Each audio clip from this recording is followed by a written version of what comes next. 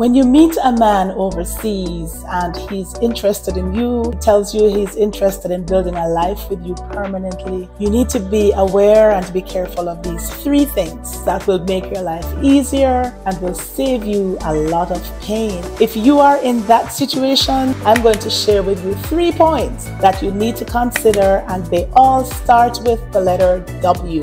Stay tuned.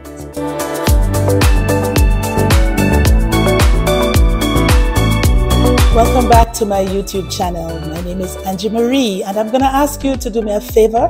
Please bear with me. My voice has been struggling for some days, and actually today is the first day for several days now that it's doing much better. If I crack up a little bit with my voice, bear with me, and let's hope that I can go through this video with you hearing what I'm saying. On this channel, we focus on things that really make us happy. I'm so glad you joined me today. If this is your first time checking out my channel, you're welcome. Please go ahead and subscribe if you have not yet done so. Like this video. Also, if you're a return subscriber, thank you so much. You're the best part of this channel.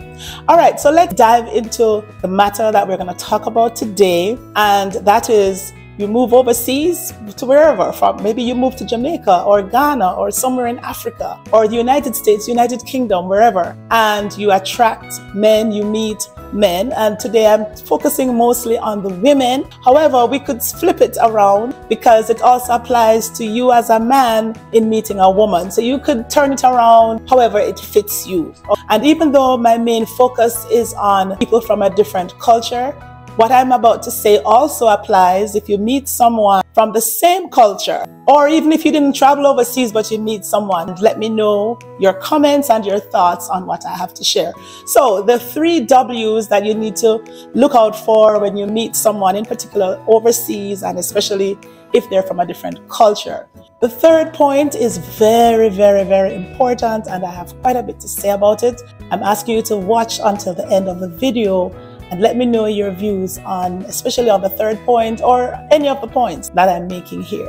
If these 3 things are in order, you're likely to lay a good foundation for an amazing relationship. The first W is his work ethics. Is he busy? He's not lazy. He goes to work, he works hard, he's making money, and he's not wasting the money he makes. And if when he meets you, he loves you, he's going to also try to invest some of that in you, investing his time and investing some of his resources. I believe that as a woman, you can partner with someone who has these basics and help to build a wonderful life together, even if he's working at McDonald's or making pizza. It's more about who he is on the inside, and both of you can build something wonderful together if these things are in place. The second W is worship. And I always say this, and that's because of my faith. I believe in prayer and worship and spirituality and relationship with God. And I believe that this is one of the foundations that is necessary for things to work. When you meet someone who likewise lives his life or her life according to real spiritual principles, you're on your way to an amazing foundation for something really solid and awesome. Number 3, the 3rd W is women. Now I'm going to go back to the foundation, to the beginning of time when God created the world. He spoke the world into being. He said, let there be light, and there was light. He made the heavens and the earth, separated the night from the daytime, light from darkness, separated the seas, made the animals, nature, and all of that. And then God created man. Amazing, that's awesome. But then God did something very special when he created woman. He formed, it says he formed the woman. So he made all her features just perfect, you know, putting all the curves and the shape here, going in like a sculptor, like an architect, like an engineer. God knew what he was doing with a woman. So a woman is beautiful and great, and you may know it. Woman is fantastic, well made, awesome, magnificent. That's the woman. But there's some things I want to say to you, though, that I know about woman. Spirit of a woman, there's some things that we need to understand about the woman. Now, I'm going to say this, that I really believe I have deep convictions about this. Some years ago, when I was much younger, the Singapore economy was not doing very well.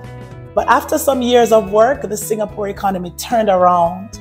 Rwanda also was not doing well, and many of us knew what happened with the genocide in Rwanda. Recently, Rwanda has turned around this economy, so much so that a lot of people are even moving there to live there as migrants who were not born there. And let me use Haiti. Haiti has gone through its struggles. We, from the rest of us from the Caribbean, really look up to and respect Haiti. I believe that if it were not for Haiti, probably there would still be slavery today, but Haiti took a stand and said no. But many times, what happens is that we see the leaders at the forefront, for instance, Dessalines, Christophe, Boutman, and so forth. But let me tell you something that I really believe. When kingdoms rise, usually there's a woman behind it. And when kingdoms fall, usually there is a woman behind it. A woman or women. If the women are not doing well, the kingdom is not going to do well. If the man is making mistakes in terms of the women, even though he's the leader, he's doing things and making mistakes in terms of the women can bring that empire down. So when you see a nation falling or a nation rising, much of it has to do with what is happening there with the women. Believe me, right now Haiti is working on building up and rising, and my prayers are with that country. If Haiti is not doing well, check out what's going on with the women.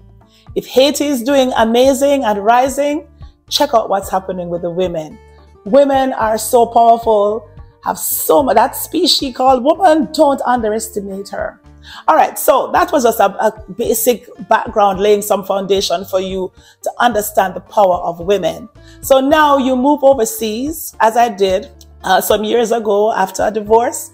I relocated from the Caribbean, from Jamaica, with my 3 young daughters to live in the US. And it was interesting that a gentleman, a colleague, I was actually his boss. He sat me down and he said to me, you know, when you move to the US, you're going to meet a lot of men and men are going to be interested in you. But he gave me some input. And at the time, I was laughing. But when I did move, I found out the wisdom he shared with me was really so true. Have I made mistakes? Yes, I've made mistakes. And that is how now, because of my mistakes, I'm able to share some practical wisdom also with you today. When you move overseas and you meet someone from a different culture, understand this. There are 2 main types of men that you would meet. 1, the man who is not controlled by women from his culture, or 2, the one who is controlled by women from his culture. It's as simple as that. Now, how do you know the difference? Let's say you guys met and both of you have demanding jobs, you have a work schedule, you go to work, both of you.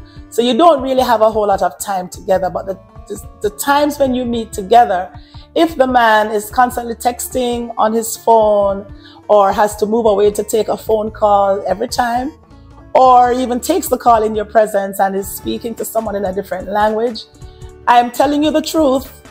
Even if he tells you it's his male boss or his uncle or brother or somebody, it is not true.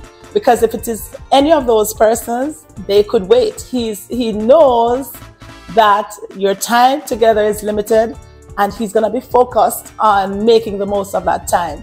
So if there are these distractions, that's a clear sign that there's something going on with some woman or women. Trust me on that, okay?